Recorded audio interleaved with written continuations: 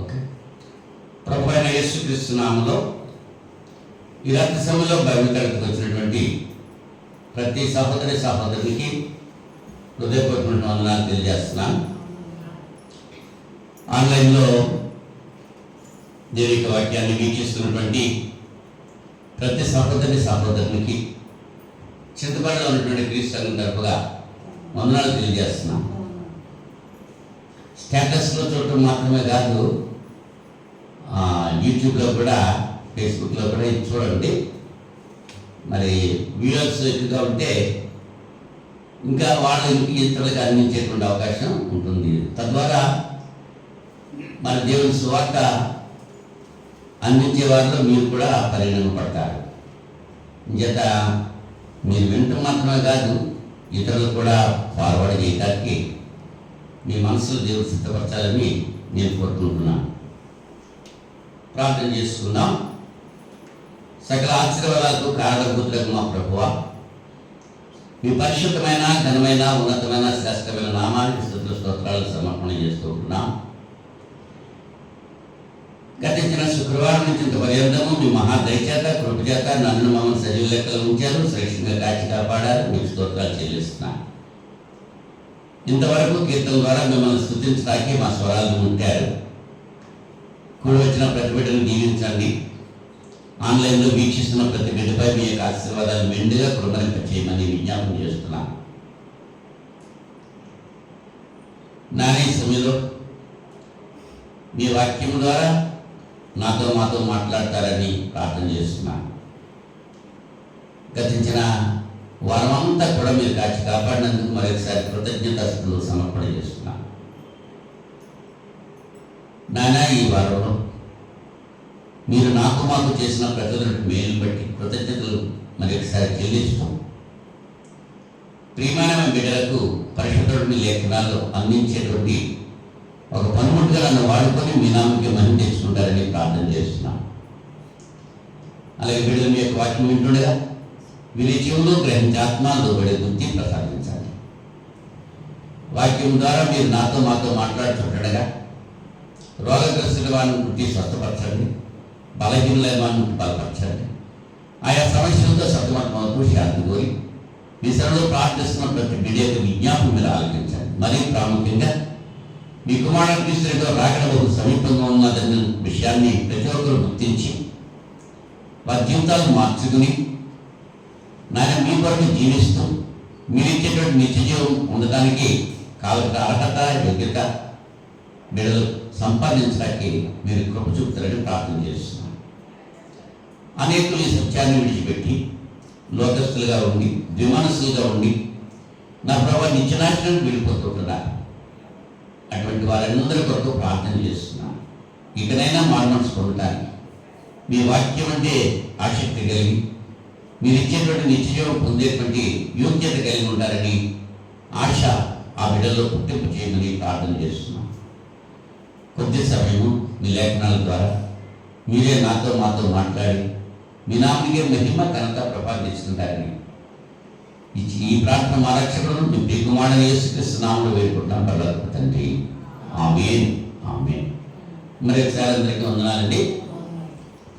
అంత బాగున్నారు కదా? బాగున్నారో లేదో అన్నది గత వారం ఏం చెప్పానో అది మీరు నాకు చెప్పగలిగితే బాగున్నట్టే లెక్క. గత వారం ఏం చెప్పాను నేను?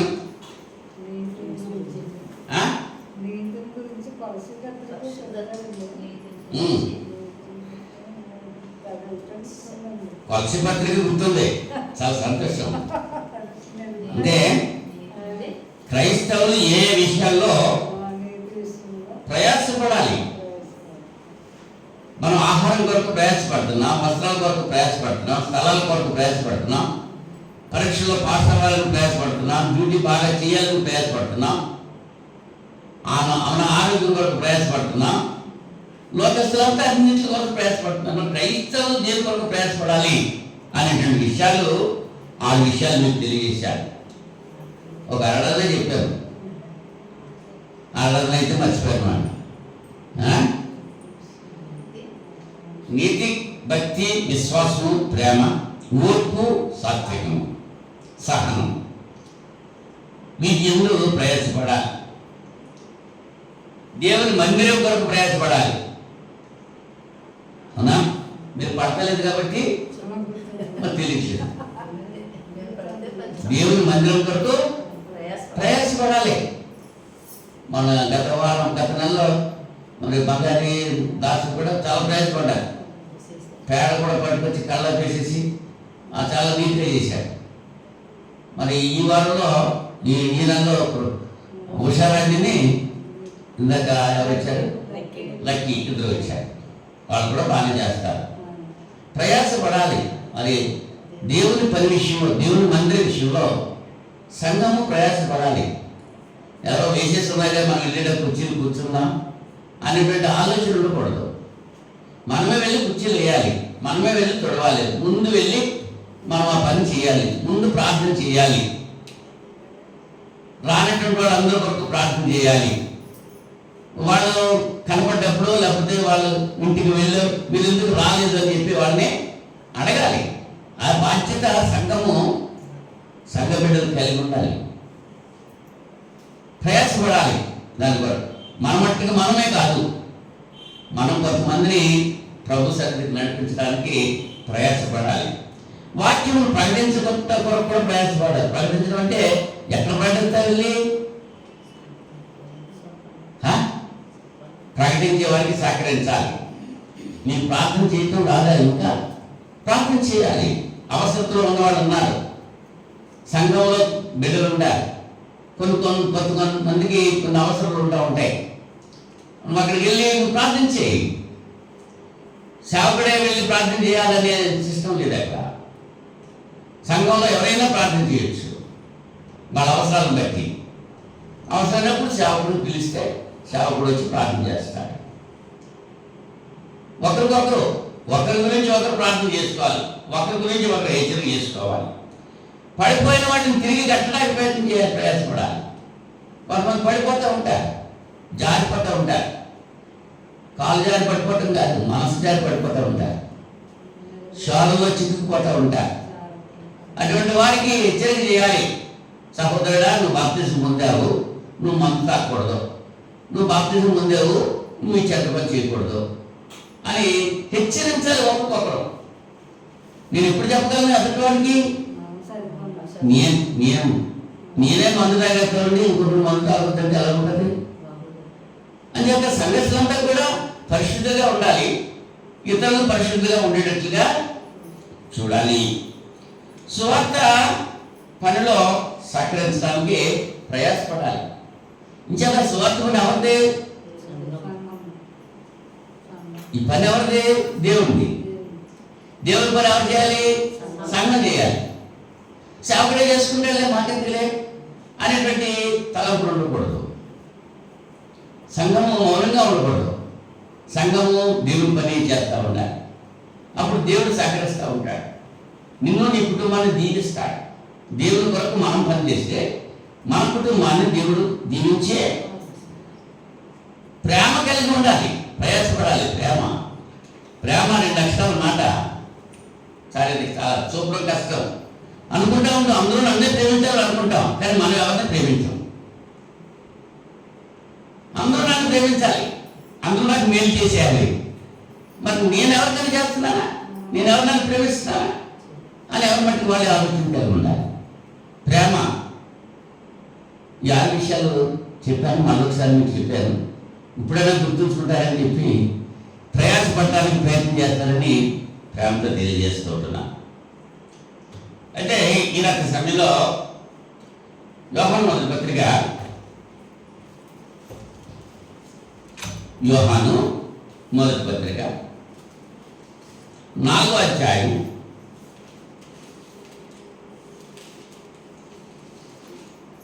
4వ అధ్యాయం మొదటి నుండి 6 వచనాల్లో ఒక పారాగ్రాఫ్ ఉంది. ఇది చదువుతున్నాను, జాగ్రత్తగా మీరు ఆలకిస్తారని అర్థం చేసుకునే ప్రయత్నం చేయండి. ప్రియులారా, అనేకులైన అబద్ధ ప్రవక్తలు లోకంలోనికి బయలువెళ్ళి ఉన్నారు గనుక ప్రతి ఆత్మను నమ్మక ఆయా ఆత్మలు దేవుని సంబంధమైనవో కావో పరీక్షించుడి. యేసుక్రీస్తు శరీరధారి అయి వచ్చినని ఏ ఆత్మ ఒప్పుకున్నో అది దేవుని సంబంధమైనది. ఏ ఆత్మ యేసును ఒప్పుకొనదో అది దేవుని సంబంధమైనది కాదు. దీన్ని బట్టి దేవుని ఆత్మ మీరు ఎరుగుదురు. క్రీస్తు విరోధి ఆత్మ వచ్చినని మీరు వినిన సంగతి ఇదే. ఇదివరకే అది లోకంలో ఉన్నది. చిన్న పిల్లలారా, మీరు దేవుని సంబంధులు. మీలో ఉన్నవాడు లోకంలో ఉన్నవాడి కంటే గొప్పవాడు కనుక మీరు వారిని జయించి ఉన్నారు. వారు లోక సంబంధులు కనుక లోక సంబంధులు అంటే మాట్లాడదు. లోకము వారి మాట వినును. మనము దేవుని సంబంధులను. దేవుని ఎరిగిన వాడు మన మాట వినును. దేవుని సంబంధి కాని వాడు మన మాట వినడు. ఇందువలన మనము సత్య స్వరూపమైన ఆత్మ ఏదో, భ్రమపరచు ఆత్మ ఏదో తెలుసుకుంటున్నాం. రెండు రకాలైనటువంటి వర్గాలు ఇక్కడ కనబడుతున్నాయి. దేవుని ఎరిగినటువంటి వారు కొంతమంది ఉన్నారు. లోకాన్ని ఎరిగిన వారు కొంతమంది ఉన్నారు. దేవుని ఎరిగిన వారు దేవుని మాట వింటారు, దేవునికి లోబడతారు. లోకాన్ని ఎరిగినటువంటి వారు లోకం మాట వింటారు, లోకానికి లోబడతారు. భ్రమపరిచేటువంటి ఆత్మ ఏదో, దేవుని యొక్క ఆత్మ ఏదో మీరు గ్రహించాలి. ఇంచేతంటే ఇవాళ అబద్ధ ప్రవక్తలు అనేకులైనటువంటి వారు లోకంలోనికి బయలువెళ్ళారు. అనేకులు, లెక్కలేదుగా అబద్ధ ప్రవక్తలు. నిజమైన ప్రవక్తలు కాదు వీళ్ళు, అబద్ధాలు చెప్పేటువంటి ప్రవక్తలు అన్నమాట. వారు ఆయా ఆత్మ దేవుని సంబంధమైందా కాదా అని మీరు పరిశీలించాలి. కడవరి దినాల్లో మనం ఉన్నాం. మోసపోవద్దు. భ్రమపరిచేటువంటి ఆత్మలు కొన్ని ఉన్నాయి. అవి నిజంగానే అన్నట్టుగా కనపడతాయి అన్నమాట.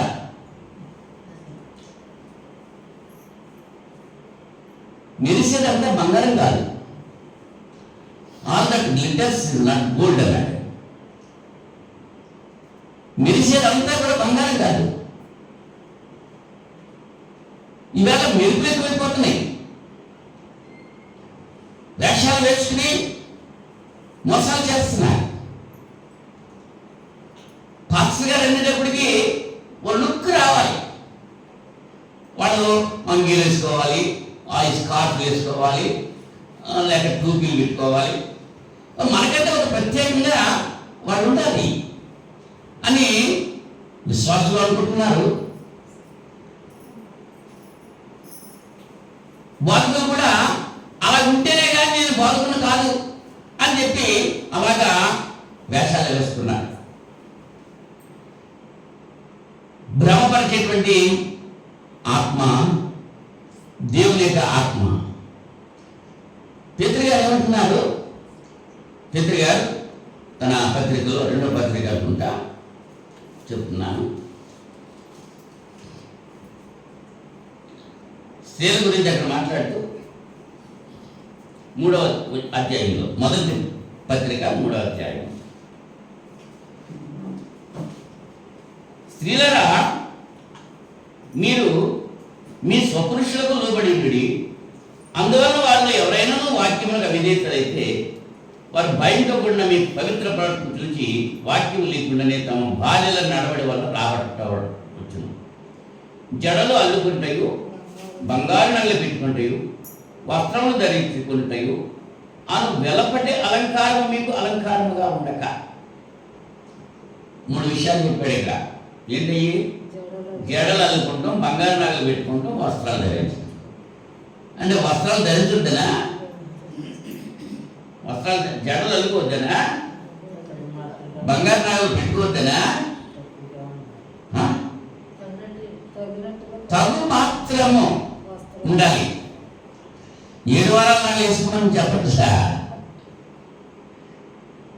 దేవుని చదువులో మరి బంగారము, గోడము, సాంబ్రాణి, జాతులు పట్టుకొచ్చి యేసు ప్రభు బాలుగా ఉన్నప్పుడు సమర్పణ చేశారు. ధరించొద్దని కాదు, దాన్ని మీకు ప్రాధాన్యత ఇవ్వకూడదు. వస్త్రాలు ధరించడం కాదు, ఏ వస్త్రాలు ధరించాలి? సామాన్యమైన వస్త్రాలు ధరించాలి. కొన్ని వేలు 50,000 పట్టుచీర కట్టుకు వచ్చేసిందండి అమ్మగారు, అవునా? అవి వద్దు అంటున్నాడు. ఇప్పుడు గుడిసన్నా, పెంకిలన్నా, డాబా మేడన్నా ఏదైనా మనం నివసించడానికే కదా కావాల్సింది. మన స్తోమత ఎంత ఉంది దాన్ని బట్టి మనం ఉండాలి, అంతే తప్ప మన స్తోమత మించి మనం చెప్పకూడదు.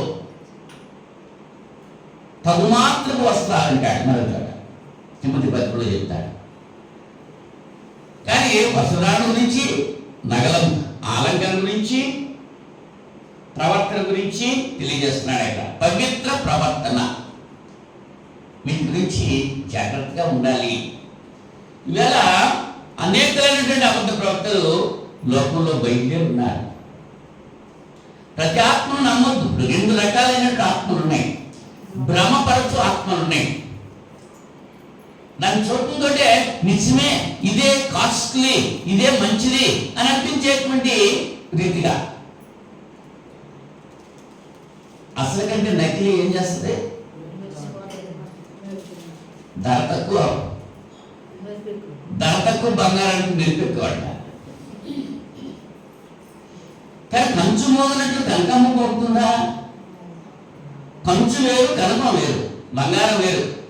కానీ చూడటానికి అప్పేరెంట్ ఎలా ఉంటాయి? రెండు ఒకే ఉంటాయి. ఏది కంచో ఏది బంగారమో తెలియదు. కంచు గిన్నె బాగా చూపించారు. ఇప్పుడు కంచు గిన్నెలు కనపడతలేదు. మా తాతలు కంచు గిన్నెలు తినేవారు. కంచు గిన్నెలు అది తోముతూ ఉంటే కడిగి శుభ్రం చేస్తుంటే బంగారం ఉంది. కంచు మురుగునట్లు బంగారం అలాగే ఉంటుంది, కానీ కంచు గంగడం ఉంటుంది, బంగారం అలా మోగదు. ఏ ఆత్మ బ్రహ్మపరిచే ఆత్మ, ఏ ఆత్మ లోక సంబంధమైన ఆత్మో మీరు గ్రహించుకోండి. కారణం ఏంటంటే చెప్పేవాడు ఎలా చెప్పినా వినేవాడు జాగ్రత్తగా వినాలి. చేసింది వినేవాడే కదా, చెప్పేవాడు ఏం చేయడు. ఈ రాత్రి సమయంలో మనం ఆలోచించేద్దాం. మనం దేవుని సంబంధం కాబట్టి దేవుని ఎరిగిన వాడు మన మాట వింటాడు, దేవుని సంబంధి కాని వాడు మన మాట విండు. లోక సంబంధి లోకస్తుల మాట వింటాడు. లోకంలో కావలసినటువంటి శరీరాశ, నేత్రాశ, జీవకుడంబాలకి కావలసిన విషయాలు చెప్తూ ఉంటే లోకస్తులు వింటారు. ఏం త్రాగాలి, ఏం తినాలి, ఏం ధరించాలి, వాటి గురించే బోధిస్తూ ఉంటే ఇష్టపడతా ఉంటారు. అవి లోక సంబంధమైన ఆత్మ. దేవుని సంబంధమైన ఆత్మ ఏం చెప్తూ ఉంటుంది? పరలోక రాజ్యం ఉంది, అందులో చేరడానికి మనం ట్రైనింగ్ అవుతున్నాం. ఇక్కడ ఇది ప్రొఫెషన్ పీరియడ్ అన్నమాట. ఇది మానవుడిగా మనం ఉండటం, నిత్య జీవానికి వెళ్ళటానికి ఇదొక తరఫీదు ఇచ్చేటువంటి పరిస్థితి అన్నమాట. ఇక్కడ జాగ్రత్తగా మనం ఉంటే బ్రతికి ఉండగానే దేవుని యొక్క అడుగు జాడల్లో మనం నడుస్తూ ఉంటే మరణించిన తర్వాత మన ఆత్మ నిత్య జీవానికి వెళ్తారు. పునరుద్ధానాలు 2 రకాలు, జీవ పునరుద్ధానము, తీర్పు పునరుద్ధానము అని 2 పునరుద్ధానాలు. జీవ పునరుద్ధానము అంటే క్రీస్తు యేసునందు మృతి చెందినటువంటి మృతులు ఆ జీవ పునరుద్ధానంలోకి వెళ్తారు. క్రీస్తు యేసులో లేకుండా లోకంలో ఉండి మరణించినటువంటి వారి ఆత్మలు తీర్పు పునరుద్ధానంలోకి వెళ్తారు. తీర్పు పునరుద్ధానంలో ఉన్నటువంటి వారు ఆ కడవరి దినాల్లో, రాబోయే దినాల్లో ఒక దినం ఏర్పాటు చేస్తే ఆ దినాన్ని ఈ తీర్పు పునరుద్ధానం వాళ్ళు లేపబడి, తీర్పు తీర్చబడి నిత్య నాశనానికి వెళ్ళిపోతారు, నరకంలోకి వెళ్ళిపోతారు. జీవ పునరుద్ధానంలోకి వెళ్ళినటువంటి వారు వాళ్ళు లేపబడి వాళ్ళకి ఇంకా తీర్పు ఉండదు. క్రీస్తు యేసునందు ఉన్నవానికి ఏ శిక్ష విధి లేదు. వాడు మరణంలో నుంచి దాటి జీవంలోనికి ప్రవేశిస్తాడు, నిత్య జీవం పొందుతాడు. చేత పునరుద్ధానాలు. అయితే ఈ అబద్ధ ప్రవక్తలు సువార్త ప్రకటించడం మాని ఇహలోక సంబంధమైనటువంటి విషయాల మీద ప్రాధాన్యత చూపిస్తూ వీటి వెంబడే నడిపిస్తూ ఉంటారు ప్రజల్ని. ఆత్మ సంబంధమైనటువంటి ప్రవక్తలు, బోధకులు ఆత్మీయంగా ఎదగాలని చెప్పి ఆశపడ్డారు. మీరు ఆత్మలో ఎదగాలి. బాహ్య పురుషుడు కృషించిపోయినా అంతరంగ పురుషుడు దినదినము వృద్ధి చెందాలని ఆశపడతాడు దేవుని ప్రవక్త. లోక ప్రవక్త ఏం చేస్తూ ఉంటాడు? అంతరంగ పురుషుడు ఏమైనా ఇబ్బంది లేదు, కానీ బాహ్య పురుషుడు మాత్రం బలిసిపోవాలి అనుకుంటాడు. రకరకాల స్వభావాలు కలిగినటువంటి గుంపులు ఈవేళ ప్రజల్లో ఉన్నారు. ఇలాంటి సమయంలో కొన్ని గుంపుల గురించి మనం ఆలోచన చేయడానికి ప్రయత్నం చేద్దాం. 56వ కీర్తన 56వ కీర్తన మొదటి నుంచి 56వ కీర్తన మొదటి నుంచి చదువుతున్నాను. ఇది దావీదు రచించినటువంటి కీర్తనే. దేవా, నన్ను కరుణింపుము, మనుష్యులు నన్ను మృంగవల్లని ఉన్నారు. దినమెల్లా వారు పోరాడుచు నన్ను బాధించుచు ఉన్నారు. అనేకులు గర్వించి నాతో పోరాడుచున్నారు. దినమెల్లా నా కొరకు పొంచి ఉన్నవారు నన్ను మృంగవలనై ఉన్నారు. నాకు భయం సంభవించిన దినమున నిన్ను ఆశ్రయించుచున్నాను. దేవుని బట్టి నేను ఆయన వాక్యమును కీర్తించదను. దేవుని యందు నమ్మిక ఉంచి ఉన్నాను, నేను భయపడను. శరీరదారులు నన్ను ఏమి చేయగలరు? దినమెల్ల వారు నా మాటలు అపార్థం చేయుదురు. నాకు హాని చేయవలన్న తలంపులే వారికి నిత్యము పుట్టుచున్నవి. వారు గుంపు కూడి పొంచి ఉండురు. నా ప్రాణం తీయగొరచు వారు నా అడుగు జాడలు కనిపెట్టుదురు. దాని గారు తన అనుభవాన్ని తెలియజేస్తూ ఈ యొక్క కీర్తన రాయటం జరిగింది.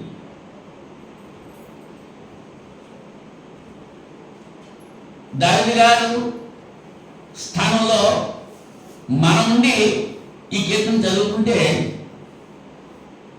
మనుష్యులు నన్ను మృంగవలని ఉన్నారు. ఏ సహోదరుని నమ్మొద్దు. ప్రతి సహోదరుడు పొరుగువాని కొంప ముంచడానికి చూస్తున్నాడు. పైకి చక్కగా మాట్లాడతాడు, లోపల బూతులు తోడుతూ ఉంటారు. నేటి సమాజపు స్థితి, నీ ఎదురుగుండా వచ్చి నువ్వు అంతా వీరుడు సూర్యుడు అబ్బబ్బా నువ్వు ఓహో అంటారు. నీ వెనకాలకు వెళ్ళి చీచి అంటారు. మనుషుల స్థితి అలాగే ఉంది. మేలు చేసినప్పుడు సంతోషిస్తూ ఉంటారు, కొద్ది కాలం అయిన తర్వాత మర్చిపోతూ ఉంటారు. మనుషులు ఎలా ఉన్నారు? ఆ పరిస్థితి ఇక్కడ చెప్తున్నాడు. దినమెల్ల వారు పోరాడుతూ నన్ను బాధించుతున్నారు. ఏదో ఒకసారి కాదంట, దినమెల్ల పోరాడుతున్నారు. ఏమని? బాధ పెట్టడానికి. ఏమంటే బాధపడతారు వాళ్ళు, ఏం చేస్తే వాళ్ళు బాధపడతారు అని ఆలోచిస్తూ ఆ కార్యక్రమాలు చేస్తూ ఆ మాటలే మాట్లాడుతూ ఏం చేస్తున్నారు? నన్ను బాధిస్తున్నారు. అనేకులు గర్వించి నాతో పోరాడుతున్నారు. గర్వం ఎక్కువైపోయింది. దేన్ని బట్టి గర్విస్తున్నారు? వాళ్ళ బలాన్ని బట్టి, వాళ్ళ ధనాన్ని బట్టి, వాళ్ళకున్నటువంటి మంది మార్బలాన్ని బట్టి గర్విస్తున్నారు. గొలియాతు అలాగే గర్వించాడు. ఫిలిష్తీయుల్ని నానా రకాలైనటువంటి దుర్భాషలు మాట్లాడాడు. కారణం ఏంటి? వాడుకున్న బలం అది. మూర్ఖుడు ఎత్తున్నాడు. గొలియాతు ఎలా ఉన్నాడు? వాడు 6 మొదలు 50 ఉన్నాడు. నాకంటే బలవంతుడు ఎవరు లేడనుకుంటున్నాడు. వాడి కవచాన్ని బట్టి గర్వించాడు. వాడు ఇత్తడి కవచం, చాలా బరువైన కవచం ధరించాడు. వాడు శరీరం అంతా కప్పేసింది కవచం.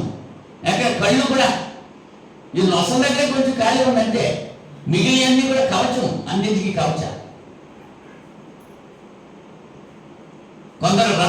హత్య చేస్తూ ఉంటారు, కొందరు ధనాన్ని బట్టి హత్య చేస్తూ ఉంటారు, కొందరు వాళ్ళకు ఉన్నటువంటి ఉద్యోగాలను బట్టి, వాళ్ళు చేస్తున్న వ్యాపారాలను బట్టి, వాళ్ళు చేస్తున్న వ్యవసాయాలను బట్టి గర్విస్తూ ఉంటారు. మనమైతే అలా ఉండకూడదు. ఇంక కొంతమంది ఇలాగా గర్వించి నాతో పోరాడుతున్నారు, దినమెల్ల నా కొరకు కొంచి ఉన్నవారు నన్ను మింగవలే ఉన్నారు, నన్ను మింగేశారని. ఇది ఎప్పుడు చచ్చిపోతారా చూస్తూ ఉంటారు. అసలు వాళ్ళు నాశనం అయితే వాళ్ళకి ఏం కలిసి వస్తుందా? కలిసి రాదు. కానీ ఎదుటి వాడి నాశనమే కోరుకుంటూ ఉంటారు. ఆ గుంపు ఒక రకమైన గుంపు. వీళ్ళు ఎలా ఉన్నారు? వీళ్ళు గుంపు కూడి కొంచెం ఎందురు 6వ వచనంలో చూడండి. వారు గుంపు కూడి కొంచెం, ఎందుకంటే నాకు హాని చేయాలన్న తలంపులే వారికి నిత్యము పుట్టుతున్నాయి. ఎంతసేపు ఎదుటివాడికి హాని చేయటమే, ఎదుటివాడిని బాధపెట్టడమే, ఎదుటివాడిని ఏడ్పించడమే, ఎదుటివాడిని బాధపెట్టడమే, అదే తలంపు కలిగి ఉంటున్నారు దినమెల్లా. అటువంటి గుంపు కొంతమంది ఉన్నారు. లేరంటారా? ఉన్నారా? ఈ గుంపుని ఏం గుంపు అన్నారు? పోరాడే గుంపు, కలహం కలిగించేటువంటి గుంపు.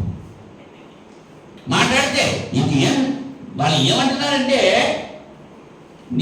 నేను మాట్లాడేటువంటి మాట ఏం చేస్తున్నారు? వాళ్ళు అపార్థం చేసుకుంటారు. 5వ వచనం చూడండి.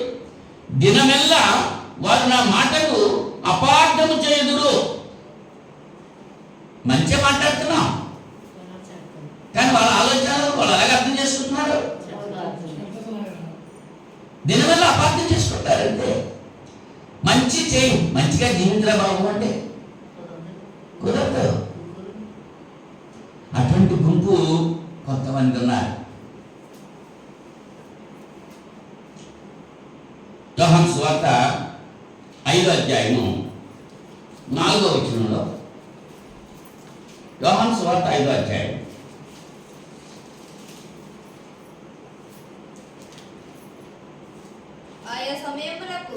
ఆయా సమయములకు దేవదూత కోనేటిలో దిగి నీళ్లు కదిలించుట కలదు.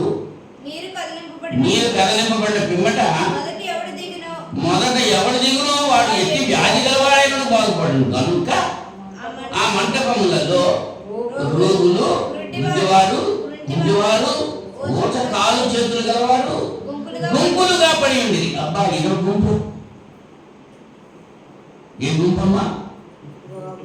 రోగగ్రస్తులైన గుంపు, బాగుపడాలని కోరికలు వచ్చే గుంపు.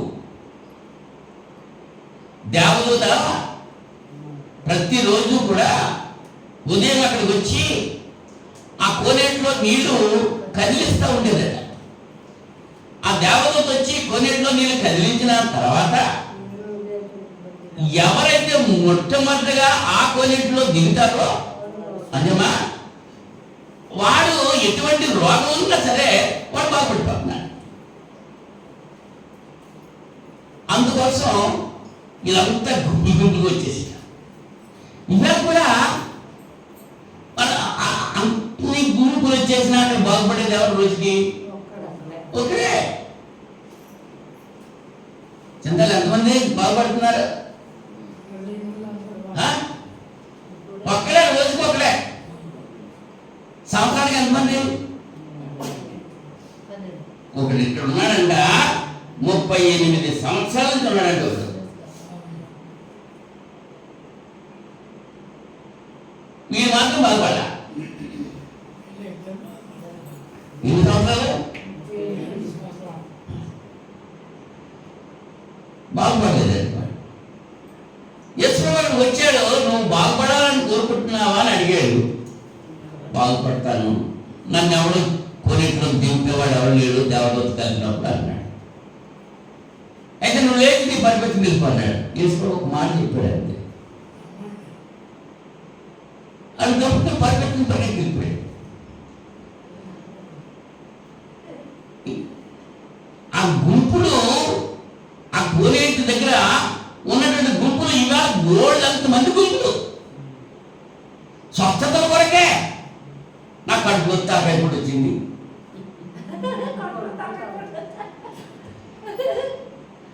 అవునా? రోగం వచ్చింది, ఈ రోగం వచ్చింది, ప్రార్థన చేయండి ప్రార్థన చేయండి అనే గుంపులే ఎక్కువైపోయి. నేను అబద్ధాలు ఆడుతున్నాను, ఆడకుండా చేయను బాబు.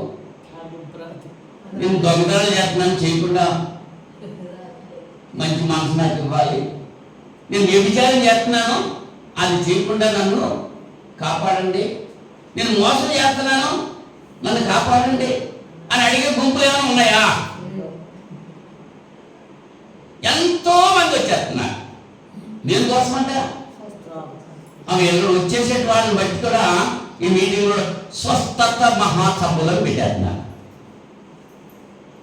స్వస్థత ఎంతమంది స్వస్థపడుతుంటారు అక్కడ?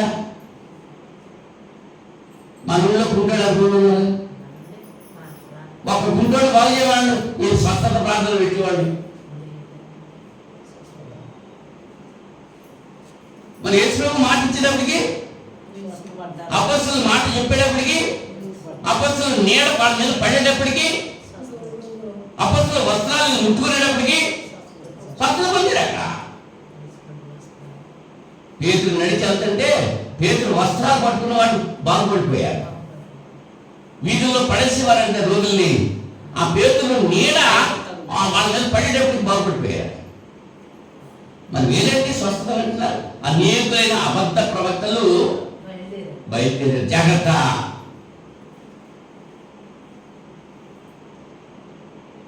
లేఖనం చెప్తుంది, దేవుని సంబంధం అయితే దేవుని మాట వింటాడు, లోక సంబంధి లోకం మాట వింటాలి. దేవుని మాట వినరు వాళ్ళు. కారణం ఏంటి? వాళ్ళు లోక సంబంధంలే. కావాల్సిన లోకమే కావాలి. జిగిరాజ నేత్రాజ జీవపడము ఇవే కావాలి తప్ప దేవునికి సంబంధించిన ఆశీర్వాదాలు అక్కర్లా. మారు మనసు ఉండదు, పశ్చాత్తాపం ఉండదు, పాపక్షమాపణ కొరకు కన్నీటి ప్రార్థన ఉండదు. రేయి మొదటి జామున లేచి బిడ్డల కొరకు అంగలార్చడం లేదు. తినటం, ప్రార్థన, సుఖించడం అంతే. మనకు కావాల్సింది ఏంటి? స్వస్థతలు కావాలి అంతే. స్వస్థతలో ఈ లోక సంబంధమైనవా పరలోక సంబంధమైనవా? కొరింథీ మొదటి పత్రిక 15వ అధ్యాయం 16వ వచనం 19వ వచనంలో పౌలు గారు చెప్తున్నారు, ఈ జీవిత కాలం మట్టుకే మనం క్రీస్తునందు నిరీక్షించే వారమైన ఎడల మనుషులందరికంటే దౌర్భాగ్యమైంది. ఈ జీవిత కాలం మట్టుకేనా? నిత్య జీవం అక్కర్లేదా? ఈ జీవితం తర్వాత జీవం మనకు అక్కర్లేదా? ఈ వేళకుంటే సరిపోద్దా? ఇప్పుడు ఉంటే సరిపోద్ది, ఇప్పుడు బాగుంటే సరిపోద్ది. అలాగైతే మనం దౌర్భాగ్యం అయిపోతాము అంటున్నాడు పౌలు గారు ఇక్కడ. ఈ జీవితకాలం మట్టుకే మనం క్రీస్తునందు నిరీక్షించే వారమైన ఎడల మనుషులందరికంటే దౌర్భాగ్యమై ఉందుము. మాకు సువార్త 16వ అధ్యాయం, మార్కు సువార్త 16వ అధ్యాయం 17-18 వచనాల్లో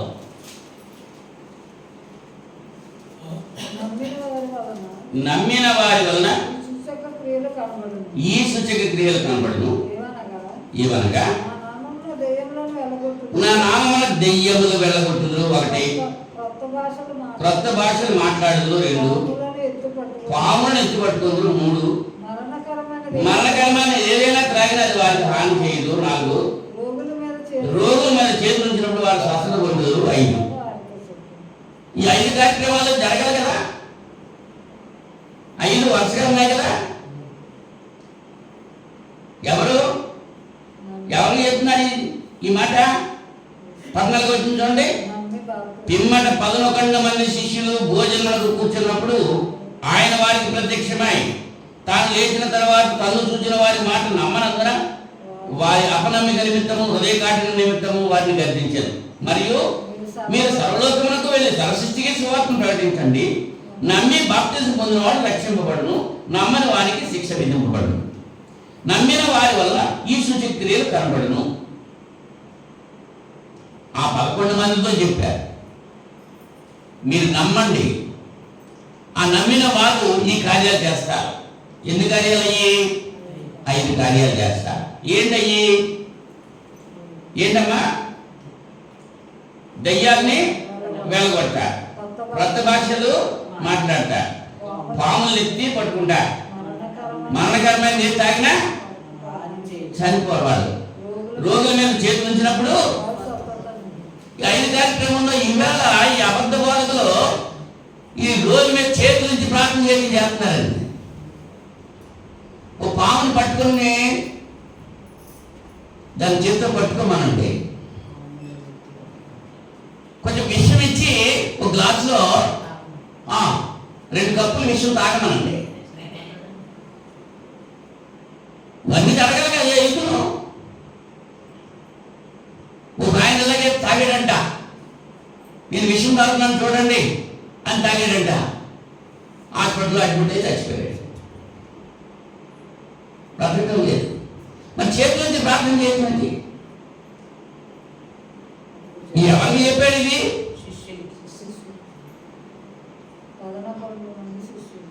11 మంది శిష్యులు. అందులో యూదా ఇస్కరియోతు లేడు. 12 మంది శిష్యులు ఉండాలి కదా, మరి 11 మంది.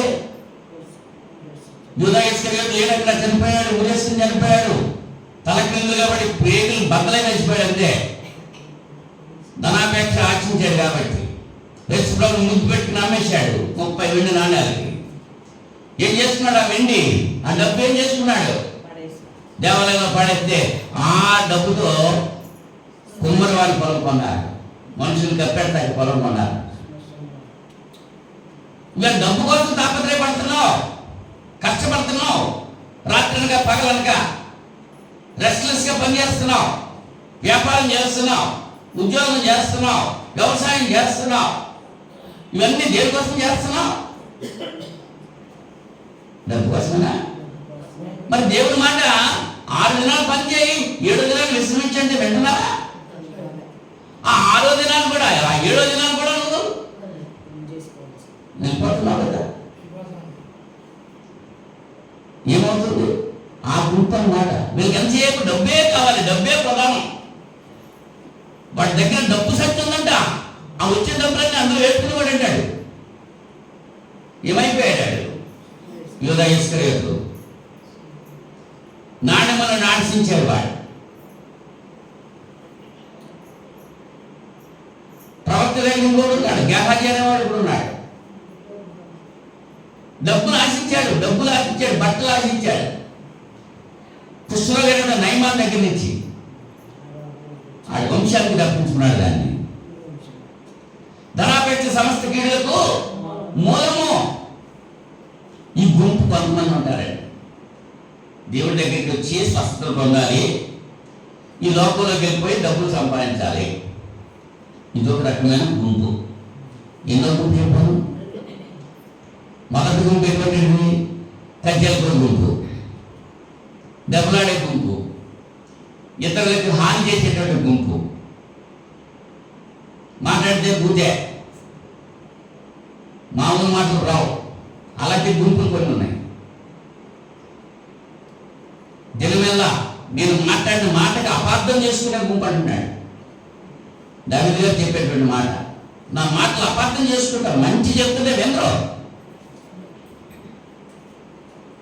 ఆ గుంపు ఒకటి, ఈ గుంపు ఒకటి. యెషయా గ్రంథం 2వ అధ్యాయము, యెషయా గ్రంథం 2వ అధ్యాయం 3వ వచనంలో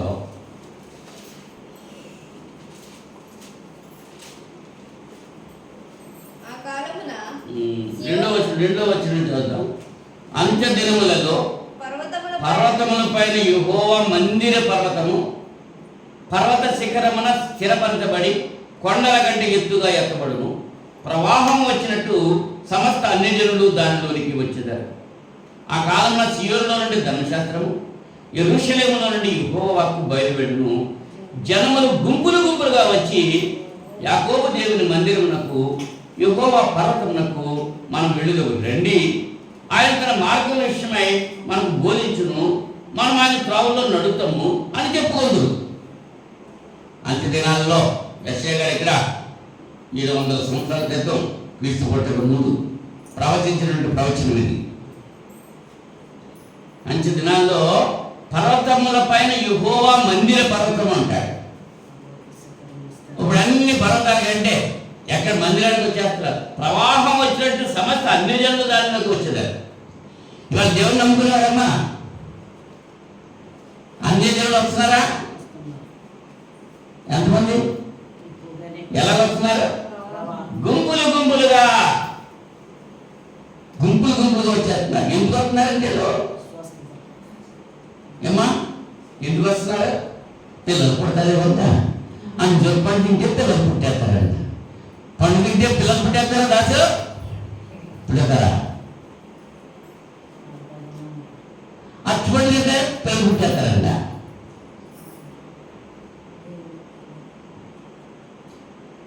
పుత్రదాన వృక్ష ఫలాలన్నీ ఉన్నాయి. రాయి మీద ఈ కోరుకుంది అవునా? లేదా పట్టుకొచ్చాడు రాయి మీద అట్లా నిమ్మంది తీసుకుంది. ఆ పొలాలు తీసుకుని ఆమె భర్తనేమో లేగించింది. ఆ పడు తింటే పిల్లలు పుట్టేస్తారా? ఇవాళ ఏమవుతున్నారు? వచ్చేది ప్రార్థనకే, కానీ ఎందుకు వస్తున్నారు? ప్రార్థనకు వచ్చే గుంపులు 3 గుంపులు ఉన్నాయి. మళ్ళా ప్రార్థనకు వచ్చేవాళ్ళనే 3 రకాలైన గుంపులు ఉన్నాయి. స్వస్థత వరకు, అవసరాల వరకు వచ్చేటువంటి ఎలా వస్తున్నారు? దేవుని మందిరానికి, యాకోబు దేవుని మందిరమునకు, యెహోవా పర్వతమునకు మనం వెళుదాము రండి, ఆయన తన మార్గముల విషయాన్ని బోధించును, మనము ఆయన త్రోవలో నడుద్దామని వచ్చేటువంటి గుంపు కొంతమంది ఉన్నారు. ఆయన బోధిస్తున్నారు, ఆ బోధ ప్రకారం మనం జీవిద్దాము, అలా జీవిస్తే మనకు నిత్యం ఉంటుంది అనేటువంటి గుంపు కొందరు ఉన్నారు. ఉన్నారా లేదా? ఉన్నారు. మరి తిమోతి మొదటి పత్రిక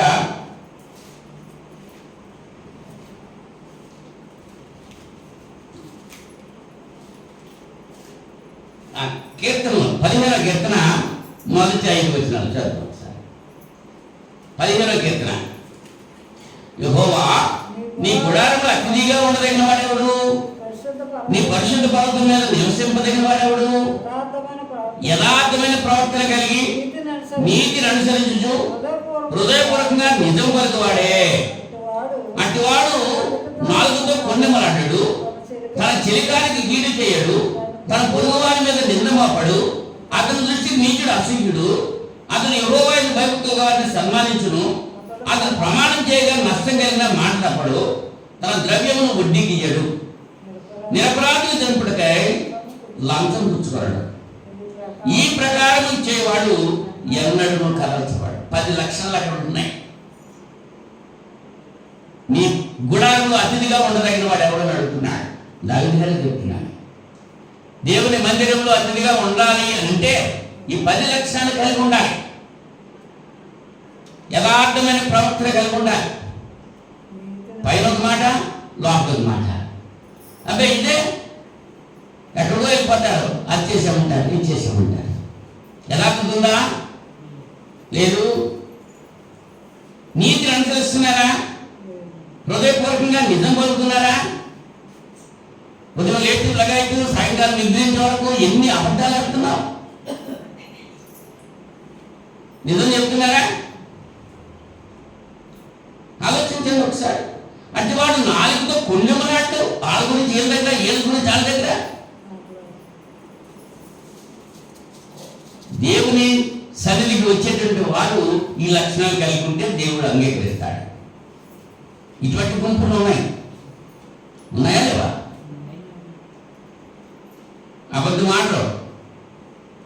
అతని దృష్టికి నీచుడు అసహ్యుడు, అతను యెహోవాను భయభక్తులు గల వారిని సన్మానిస్తాడు, ద్వేషించడు. దేవుని యందు భయభక్తులు కలిగి ఉన్నారు వీడు, వీడిని మనం సన్మానించాలని, గౌరవించాలనేటువంటి ఆలోచన కలిగి ఉంటాడు. అది ఒక గుంపు. తిమోతి మొదటి పత్రిక 3:15 వచ్చి చదువుతాం. ఇక్కడ ఇంకో గుంపు మనం చూస్తున్నాం. తిమోతి మొదటి పత్రిక 3 3:15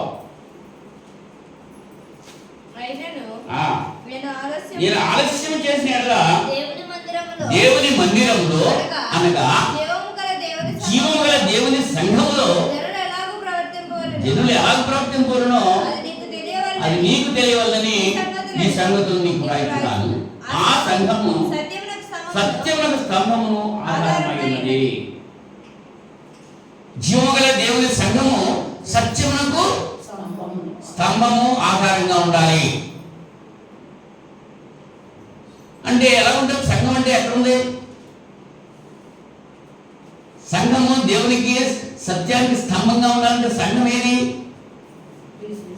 మనం అంతా కలిస్తేనే సంఘం. ఒక్కొక్కరు విడిగా ఉంటే సంఘం కాదు.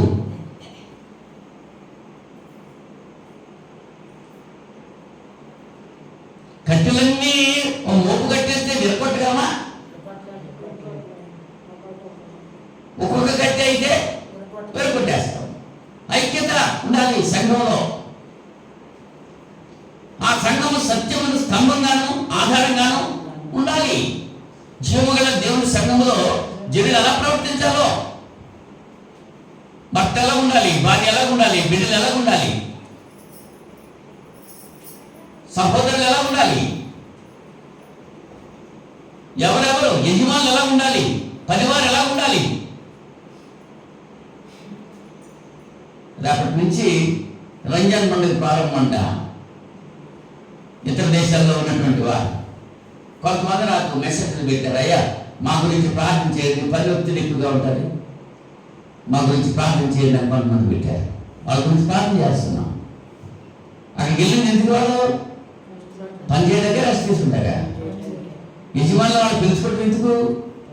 వాళ్ళు పని చేయడానికే. మరి చేయాలి కదా పని. ఆ పనిలో కష్టం. పనివాడు జీతానికి బాధ్యుడు, పని చేస్తేనే జీతం వస్తాయి. కానీ ఎక్కువ భారమైన పనులు చెబుతూ ఉంటారట, చేయలేకపోతూ ఉంటారంట. అంచేత మాకు ఒక ప్రార్థన చేయండి ప్రాధాయపడుతున్నారు. అలాగే మనం ప్రార్థన చేస్తున్నాం. అవునా కదా? ఈ కడవరి దినాల్లో కొందరు అబద్ధికుల వేషధారణ ఏం చేస్తున్నారు? మోసపరచు ఆత్మలందు దెయ్యముల బోధయందు లక్ష్యం నుంచి విశ్వాస ప్రశ్నలు. తిమోతి మొదటి పత్రిక 4:1 చదివా. విశ్వాస భ్రష్టులైపోతున్నారు. మోసపరచు, భ్రమపరచు ఆత్మల బట్టి. దేవుని సంబంధించిన ఆత్మ, భ్రమపరచు ఆత్మ, అది వివేచించాలి విజ్ఞుడైనటువంటి వాడు. బెరయాలో ఉన్నటువంటి క్రైస్తవులు పౌలు శిలలో దేవునికి వాక్యం చెబుతుంటే ఆ ఉన్నవాళ్ళు ఏమైనా లేఖలను పరిశీలన చేశారు. ఇలా పరిశీలన లేదు. అయ్యగారు ఏది చెప్తే అదే రైతు. బైబిల్లో ఉందా లేదా అక్కర్లా.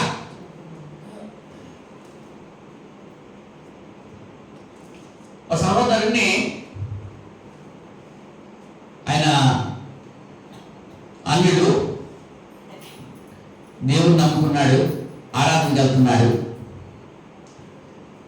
అడిగా చెప్పాడు, అయ్యా నేను దేవుడు నమ్ముకున్నానండి, ఆరాధనకి వెళ్తున్నాను అన్నాడు. అయితే ప్రతి ఆదివారం మీరు రొట్టె విరుస్తున్నారని అడిగా. ఎప్పుడు రొట్టె విరుస్తున్నారంటే మొదటి వారం అండి, నెలలో అన్నాడు. నెలలో మొదటి వారం రొట్టె అంటే మరి మిగిలిన వారాలు ఏంటి విరవడం? ఏం అయ్యగారు అదే చెప్పారండి. అపొస్తలుల కార్యాలు 20:7 చూసుకోమని చెప్పాను. ఆదివారం రొట్టె విరుచుటకు మేము కూడినప్పుడు ఉంది అక్కడ. అంటే ఆదివారం, మొదటి ఆదివారం, రెండో ఆదివారం, మూడో ఆదివారం రాసింది అక్కడ. ఆదివారం ఉంది. ఆదివారం ఏం చేయాలి? రొట్టె విరవాలి అని బైబిల్ గ్రంథంలో ఉంటే అలా అయ్యగారు చెప్పింది మా మొదటి వారు అన్నాడు. దేన్ని పాటిస్తున్నారు వీళ్ళు? అయ్యగారి మాట పాటిస్తున్నారు కానీ వాక్యం మాత్రం పాటించట్లా. ఏ బోధం ఉంటుంది? అవునా పౌలు గారి? మరి అందుకనే నిజమాడితే వినరు. దేవుని సంబంధి అయిన వాడు దేవుని మాట వింటాడు. దేవుని సంబంధి కాకపోతే దేవుని మాట లక్ష్యం చేయడు. లోక సంబంధి లోకం మాట వింటాడు. లోకస్తులే ఉంటాడు, లోకస్తులతో కలిసి ఉంటాడు. మీరైతే అలా కలిసి ఉండకూడదు. మూర్ఖులకి తరుణానికి మీరై రక్షణ పొందండి. పేతురుగా చెప్పారు అపొస్తలుల 2వ అధ్యాయంలో. నిత్య జీవనం వెళ్ళాలంటే ఈ లోకంలో మూర్ఖులకి తరుణ వారికి వేరుగానే ఉండాలి. ఆరాధనకి వెళ్ళేటువంటి గుంపుల్లో ఒక గుంపు గురించి చెప్పాను, రెండో గుంపు గురించి కూడా చెప్పాను. ఆరాధనకు వచ్చేవాడు ఎందుకు వస్తున్నారు? వాళ్ళు జీవము గల దేవుని మాటలు వినడానికి వస్తున్నాడు. ఒక గుంపేమో స్వస్థతల కొరకు వస్తున్నాడు. ఇంకో గుంపు ఉంది, చూద్దాం. ఎబ్రీ పత్రిక 10వ అధ్యాయము 24వ వచనం. ఎబ్రీ పత్రిక 10వ అధ్యాయము కొందరు మానుకొనున్నట్లుగా సమాజముగా కూడటం మానక ఆ దినము సమీపించడం మీరు చూసిన కొలది మరి ఎక్కువగా అలా చేయొచ్చు. ప్రేమ చూపుటకును సత్కార్యములు చేయటకును ఒక్కరినొక్కడు పురి కొరపాలని ఆలోచించు. ఈ గుంపు ఏంటంటే కొందరు మానుకుంటున్నారండి. ఏం మానుకుంటున్నారు? బాప్తిజం పొందారు, సంఘంలో చేర్చబడ్డారు, కానీ ఆదివారం మానేస్తున్నారు. అలాంటి గుంపు ఉంది.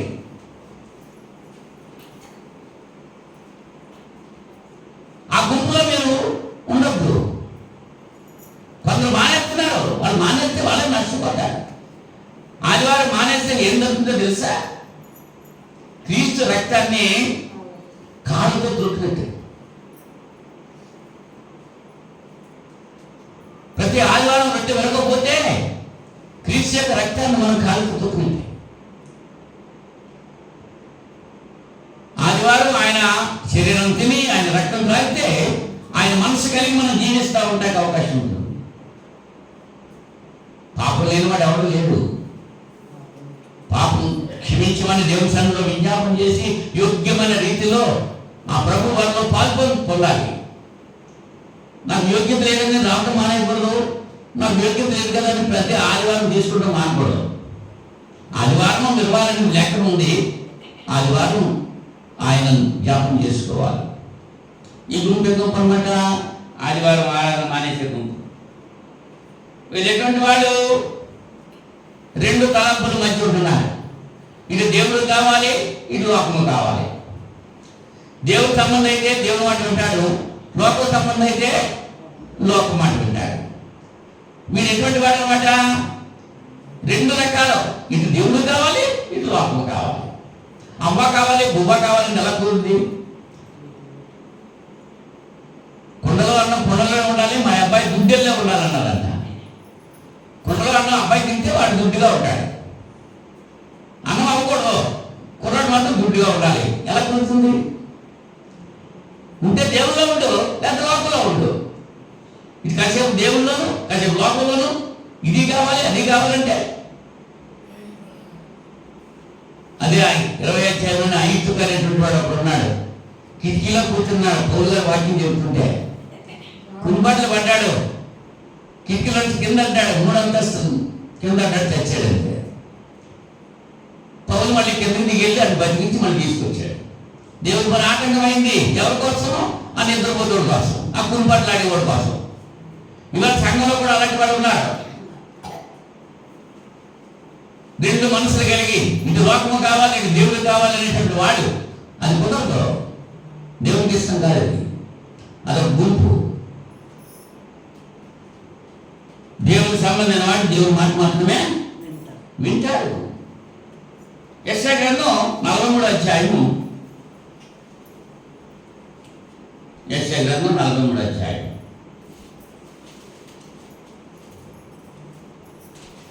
9వ వచనం నుంచి. సర్వజనులారా గుంపు కూడి రండి, జనములు కూర్చబడవలెను, వారిలో ఎవరు ఇంటి సంగతులు తెలియజేదురు? పూర్వకాలంలో జరిగిన వాటిని ఎవరు మాకు వినిపించదురు? తాము నిర్దోషులను తీర్పు పొందినట్లు తమ సాక్షులను తేవలను, లేదా విని సత్యమే అని ఒప్పుకోవాలి. మీరు తెలుసుకుని నన్ను నమ్మి నేనే ఆయనను గ్రహించినట్లు మీరును నేను ఏర్పరచగలిగిన నా సేవకుడును నాకు సాక్షులు. నాకు ముందుగా ఏ దేవుడును నిర్మింపబడలేదు, నా తరువాత ఏ దేవుడును ఉండడు. నేనే యెహోవాను, నేను తప్ప వేరొక రక్షకుడు లేడు. ప్రకటించిన వాడను నేనే, రక్షించిన వాడను నేనే, దాన్ని గ్రహింపజేసిన వాడను నేనే. ఏ అన్య దేవత మీలో ఉండి ఉండలేదు. నేనే దేవుడని మీరే నాకు సాక్షులు. ఇదే యెహోవా వాక్కు. దేవుడు తనంతా చెబుతున్నాడు, నేనే దేవుడిని, వేరొక దేవుడిని కొట్టకూడదు. కానీ మనం నువ్వు తప్ప మాకు అందరూ దేవుళ్ళే అంటున్నాం. అర్థమైందా మాట? మా పనే మా దేవుడు అని కొంతమంది, మా చుట్టాలే మాకు దేవుళ్ళు, మాకు ఫంక్షన్లే మాకు దేవుళ్ళు. ఆదివారం ఫంక్షన్ వచ్చినప్పటికీ ఫంక్షన్కి వెళ్ళిపోతారు, ఆదివారం ఆరాధన మానేస్తారు. మా బంధువులే మాకు దేవుళ్ళు. బంధువులు వచ్చారంటే, ఊరికి వెళ్ళాలంటే ఆదివారం అయ్యగారు ప్రార్థన చేయండి, నేను ఊరికి పోతున్నానంట. మళ్ళీ ఈ సిగ్నల్ వెళ్ళడం ప్రార్థన చేయాలండి. మళ్ళీ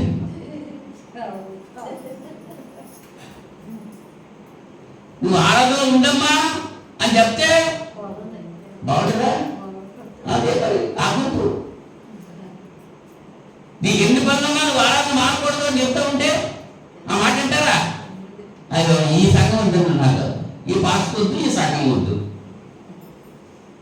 మళ్ళీ సంఘాన్ని మార్చేస్తారు, పాస్టర్ మార్చేస్తారు. ఖచ్చితంగా ఉండమ్మా. దేవుడు నీకు నిత్య జీవం ఇవ్వాలంటే దేవుని మాట నువ్వు వింటే నీ మాట దేవుడు వింటాడు. ఆదివారం ఎన్ని పనులున్నా సరే నువ్వు ఆదివారం ఆరాధన మానవద్దు అని చెప్తా ఉంటే ఎంత కష్టంగా ఉంటుందో. ఆ గుంపు ఉందన్నమాట. ఉందా? అంటే దీన మనసు కలిగి దేవుని సన్నిధికి వచ్చే గుంపు ఉన్నారు. దేవుని నమ్మకుండానే వచ్చేస్తా ఉంటారు గుంపు. కొంతమంది శ్రద్ధగా విని దేవుని మాటకు లోబడి ఉండే గుంపు ఉన్నారు. ఆదివారం ఆరాధన వచ్చే వాళ్ళు అందరూ కూడా 3 రకాల గుంపులు కనబడుతున్నారు ఇక్కడ. అందరూ ఒకే పాపం జరగలేదు. ఏమర్థమైందా? ఇలా శుక్రవారం బయలుదేరి ఎంతమంది ఉండాలి? ఆదివారం వచ్చేవాళ్ళంతా ఉండాలి కదా. మరి ఉన్నారా? ఇంచేత వాళ్ళు ఏ సంబంధులు? మీరు దేవుని సంబంధులు కాబట్టి ఉన్నారు దేవుని సన్నిధిలో. వాళ్ళు లోక సంబంధం కాబట్టి లోకంలో ఉన్నారు. దేవుని సంబంధం దేవుని దగ్గర ఉంటారు, లోక సంబంధం లోకంలో ఉంటారు. దేవునితో లోకంతో పొత్తు, దేవునితో విరోధం. దేవునితో విరోధమైన పర్లేదు, మాకు లోకమే కావాలి అనేటువంటి గుంపు ఒక రకమైనటువంటి గుంపు. ఇంకో గుంపు గురించి చెప్తాను. ఇది మీ గ్రంథం 5వ అధ్యాయం. ఇది మీ గ్రంథం 5వ అధ్యాయం 7వ వచనం నుంచి. ఏదమ్మా? నీ పిల్లలు నన్ను విడిచి దైవము కాని వాటి దైవము కాని వాటి తోడని ప్రమాణం చేయుదురు. నేను వారిని పూర్తిగా పోషించినను వారు వ్యభిచారం చేయొచ్చు, వేశ్యల ఇండ్లలో గుంపులు కొడుదురు. నేను ఎట్లు నిన్ను క్షమించుదును? ప్రశ్న. యెరూషలేముతో మాట్లాడుతున్నాడు ఈయన. ఎవరితో నీ పిల్లలు అంటున్నాడు. ఎవరిని? యెరూషలేము వీధులలో అటు ఇటు పరిగెత్తుచు చూసి తెలుసుకుని దాని రాజవీధుల్లో విచారణ చేయుడి. న్యాయం జరిగించుచు నమ్మకముగా ఎత్తించుతున్న ఒకడు మీకు కనబడిన ఎడల నేను దాన్ని క్షమించును. దాని అంటే పట్టణాన్నే ఒక్కడ కనబడ్డా క్షమించేస్తానంటున్నాడు. ఉన్నాడా? ఇది అర్థశంలో ఆలోచన కలిగి ఉందాం. యెరూషలేముతో మాట్లాడుతున్నాడు. అమ్మా, నీ పిల్లలు నన్ను విడిచిపెట్టారు, దైవము కానీ వాటి కూడా నీ ప్రమాణం చేస్తున్నా. నేను వారిని తృప్తిగా పోషిస్తున్నాను, అయినా సరే వారు వ్యభిచారం చేస్తూ వేశ్యల ఇండ్లలో గుంపులు కొడుతున్నారు. ఇదో గుంపు అన్నమాట. ఎక్కడ ఉంటున్నారు గుంపులు? వేశ్యల ఇండ్లలో. మరి తల్లిదండ్రులు తమ బిడ్డల కొరకు ఆలోచన కలిగి ఉండాలి. ఎక్కడ ఉంటున్నారు నీ బిడ్డలు? ఎక్కడికి వెళ్తున్నారు? ఎక్కడ ఉంటున్నారు? ఏం చేసి వస్తున్నారు? తల్లిదండ్రులు ఆలోచన కలిగి ఉంటున్నారా? వచ్చిన తర్వాత అడిగితే వాళ్ళు నిల్వ చేస్తున్నారా? చాటింగ్లు, ఇంకా ఏంటి డేటింగ్లు అన్నీ ఇంగ్లే పుట్టేస్తున్నాం అన్నమాట. ఎలా ఉన్నారో చూడండి. ఈ విషయం అంటే రొట్టెల ఇల్లు. ఆ రొట్టెల ఇంటి పిల్లలు ఎలా ఉన్నారు? వేశ్యల ఇళ్లలో గుంపులుగా ఉంటున్నారట. క్రీస్తుని ఎరిగినట్టు నువ్వు, దేవునికి లోబడిన నువ్వు, నీ బిడ్డలు ఎక్కడ ఉంటున్నారో గమనిస్తున్నావా? ఎవరితో ఏమేమి కార్యక్రమాలు చేస్తున్నారో పరిశీలన చేస్తున్నావా? అదొక రకమైన గుంపులుగా ఉంటున్నారు. ఆ బ్యాచ్ అంతా ఓ బ్యాచ్ అనమాట. వాళ్ళంతా ఈ వాట్సాప్లోను ఫేస్బుక్లోను రీల్స్ చేస్తూ, వాళ్ళ వేషాలు వేసుకుంటూ, వాళ్ళ డ్యాన్సులు మాండ్రాయం చేసుకుంటూ చేసేస్తున్నారు. యవనస్తులు. ఆ తల్లిదండ్రులకు మీ సంగతి తెలుసా? ఆలోచించాం ఒకసారి. అదొక రకమైన గుంపు. వీళ్ళు ఆ గుంపులో అయిపోయారు. చిన్న పిల్లడికి కూడా ఆ చేతులు లాగేసుకుంటే ఏడ్చేస్తున్నాడు.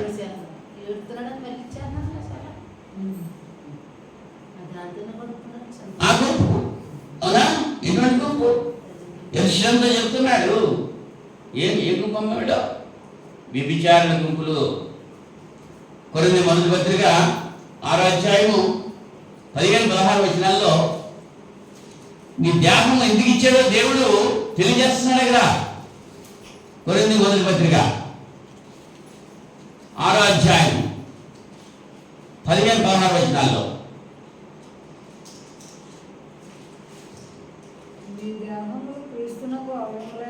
మీ దేహములు క్రీస్తునకు అవయవములై ఉన్నామని మీరు ఎరుగరా? నేను క్రీస్తు యొక్క అవయవములను తీసుకుని వేశ్య యొక్క అవయవములుగా చేయుదునా?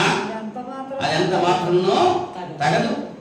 వేశ్యతో కలుసుకున్న వాడు దానితో ఏకదేహమై ఉన్నాడని మీరు ఎరుగరా? వారిద్దరూ ఏక శరీరమై ఉందని మోషే చెప్తున్నాడు కదా. అటువలే ప్రభువుతో కలుసుకున్న వాడు ఆయనతో ఏకాత్మై ఉన్నాడు. జాగ్రత్తలకు దూరముగా పారిపోవుడి. మనుషులు చేయ ప్రతి పాపము దేహమునకు వెలుపల ఉన్నది, కానీ జాగ్రత్తను చేయవాడు తన సొంత శరీరమునకు హానికరంగా పాపం చేస్తున్నాడు. మీ దేహము దేవుని వలన మీకు అనుగ్రహింపబడి మీలో ఉన్న పరిశుద్ధాత్మకు ఆలయమైనదని మీరు ఎరుగరా? మీరు మీ సొత్తు కాదు, విలువ పెట్టి కొనబడిన వారు కనుక మీ దేహంతో దేవుని మహిమపరచుడి. దేవుని మహిమపరచడం మానేసి దేహంతో త్రాగుబోతుల విందులు, తిట్టుబోతుల విందులు, తిరుగుబోతుల విందులు అలా కలుసుకుని ఏం చేస్తున్నారు? రాత్రులనక పగలనక డ్యాన్సులు వేసుకుంటూ అల్లరితో కూడిన ఆటపాటలలో నీ బిడ్డలు ఉండేటువంటి ఆ గుంపు ఒక గుంపు, రకమైన గుంపు. కాలేజీ కదా చెప్తున్నారు ఇంట్లో, కానీ ఎక్కడికి వెళ్తున్నారు వాళ్ళు? ఆలోచన కలిగి ఉండాలి. ఆ గుంపు ఒక గుంపు అన్నమాట. అవునా? హోషేయ గ్రంథం 7వ అధ్యాయం. దానికంటే ముందు కొరింథీ 2వ పత్రిక 6వ అధ్యాయం చదువుదాం. కొరింథీ 2వ పత్రిక 6వ అధ్యాయం 14వ వచనం నుంచి. మీరు అవిశ్వాసులతో జోడుగా ఉన్నప్పటి నీతికి దుర్నీతితో ఏమి సాంగత్యము? వెలుగునకు చీకటితో ఏమి పొత్తు? క్రీస్తునకు బిలియాలతో ఏమి సంబంధము? అవిశ్వాసతో విశ్వాసికి పాలెక్కడిది? దేవుని ఆలయమునకు విగ్రహములతో ఏమి పొందిక? మనము జీవము గల దేవుని ఆలయమై ఉన్నాము. అందుకు దేవుడు ఇలాగూ సెలవిస్తున్నాడు. నేను వారిలో నివసించి సంచరించును, నేను వారి దేవుడినయుందును, వారు నా ప్రజలయుందురు. కావున మీరు వారి మధ్య నుండి బయలువెడలి ప్రత్యేకముగా ఉండుడి, అపవిత్రమైన దానిని ముట్టకుడి అని ప్రభువు చెబుతున్నాడు. మరియు నేను మిమ్మల్ని చేర్చుకొద్దును, మీకు తండ్రినయుందును, మీరు నాకు కుమారులను కుమార్తెలయుందురు అని సర్వశక్తి గల ప్రభువు చెబుతున్నాడు. మీరు ఎవరితో జోడుగా ఉండకూడదు? అవిశ్వాసంతో జోడుగా ఉండకూడదు. దేవుని ఎరగనటువంటి వారితో మీరు కలిసి ఉండకూడదు. 6 నెలలు సహవాసం చేస్తే వాళ్ళే వేడైపోతారంట. సహవాసము, దుర్జన యొక్క సహవాసము సజ్జన యొక్క ప్రవర్తన పాడు చేస్తుంది. కనుక అటువంటి గుంపు ఉంది. వాళ్ళదే గుంపు. క్రీస్తుకు బిలియాలకు సంబంధం లేదా? ఉందా? అవిశ్వాసంతో విశ్వాసికి పాలుందా? క్రీస్తుకు బిలియాలతో సంబంధం ఉందా? దేవుని ఆలయానికి విగ్రహాలతో పొందుకుందా? ఇవాళ దేవుని ఆలయాల్లో విగ్రహాలు వెలుస్తున్నాయి.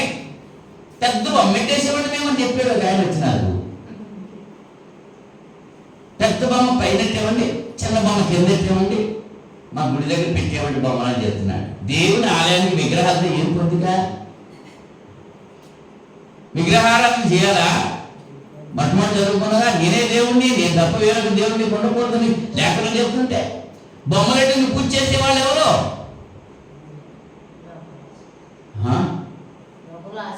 ఆ గుంపులో ఉన్నారు. మరి ఆ గుంపులు వెంబడించే వాళ్ళు ఉన్నారు. వాళ్ళు కొబ్బరికాయలు పడుతున్నారు, వాళ్ళు గుండెలు గీయించుకుంటున్నారు. ఒక సహోదరి చెప్పింది, మొన్న ఆదివారం ఏమో దూరం పట్టుకు వెళ్ళారండి, ఈ ఆదివారం ఏమో కాశీపడి వెళ్తారండి, నా కోసం ప్రార్థన చేయండి. ప్రార్థన చేయాలంటే నేను ఆవిడేమో మోకాళ్ళ మీద నడిచిందంట. మెట్లు ఎక్క గౌరీ పట్టులో మోకాళ్ళు పుల్లెట్టుకుని అంట. ఆ పుల్ల దగ్గర ప్రార్థన చేయండి అంటుంది. ఆలోచించండి ఒకసారి. ఆ గుంపు దేవుని ఎరగనటువంటి గుంపు. ఆయన దేవుడును నిజంగా గుర్తిస్తే ఇవాళ అబద్ధ ప్రవక్తలు ఏం చెప్తున్నారు? అబద్ధ బోధలు చెప్తూ ఆ కొండెక్కితే నీకు మేలు జరుగుతుంది. అవును, మీరు కూడా దేని కోసం వస్తున్నారు ఇక్కడికి? మీరు జరగడం కోసం వస్తున్నారు, ఆత్మరక్షణ కోసం కాదు. అక్కడ ఆ పేరు మీద, దేవుడి పేరు మీద వెళ్ళి అక్కడ ఏమేమి ఎవరి బిడ్డలో ఏమైపోతున్నారు అక్కడ? ఆలోచించండి ఒకసారి. ఆ గుంపులు ఉన్నారు. ఇంకా న్యాయాధిపతుల గ్రంథం 2వ అధ్యాయం, న్యాయాధిపతుల గ్రంథం 2వ అధ్యాయం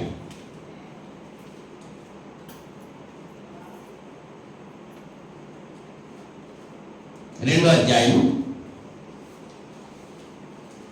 10వ వచనం నుంచి